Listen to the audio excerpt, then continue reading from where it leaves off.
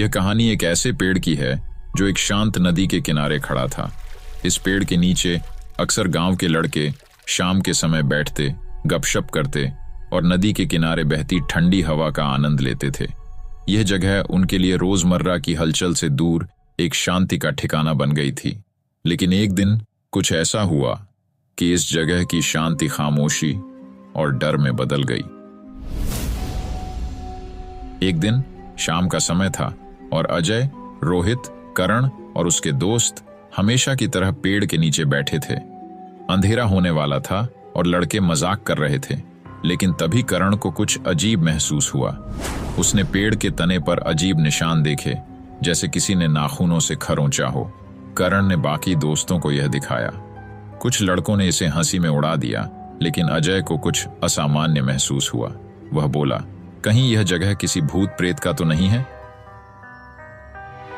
सभी थोड़ी देर चुप रहे और एक ठंडी हवा का झोंका आया, जिससे लड़कों के रोंगटे खड़े हो गए।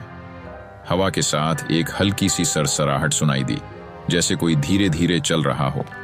अजय ने देखा कि पेड़ के पीछे किसी की परछाई है, जो धीरे धीरे उनकी तरफ बढ़ रही है।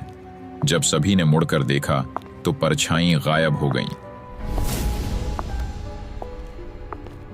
अगले दिन फिर वे वहां गए। इस बार रात ज्यादा गहरी थी। जब वे सब हंसते खेलते समय गुजार रहे थे, तभी अचानक करण ने महसूस किया कि उसके कंधे पर किसी ने हाथ रखा है। जैसे ही उसने पीछे मुड़कर देखा, कोई नहीं था। उसने बाकी दोस्तों को बताया, लेकिन सभी ने इसे उसका वहम समझा। तभी एक खौफनाक चीख की आवाज आई, जो पेड़ के ऊपर से आ रही थी। सभी ने ऊपर देखा तो पेड़ की एक मोटी शाखा पर एक अंधेरी परछाई बैठी हुई थी। वह परछाई धीरे धीरे उनकी तरफ झुकने लगी और उसकी आंखें लाल चमकती हुई दिखाई देने लगीं।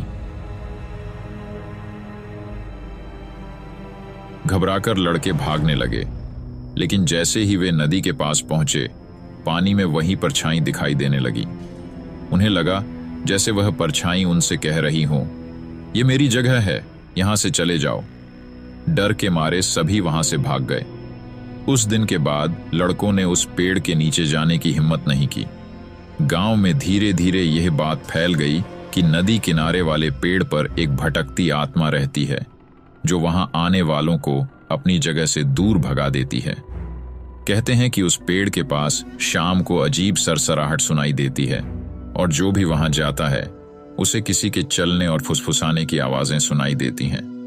इस डर के कारण किसी ने भी उस जगह की तरफ दोबारा जाने की हिम्मत नहीं की।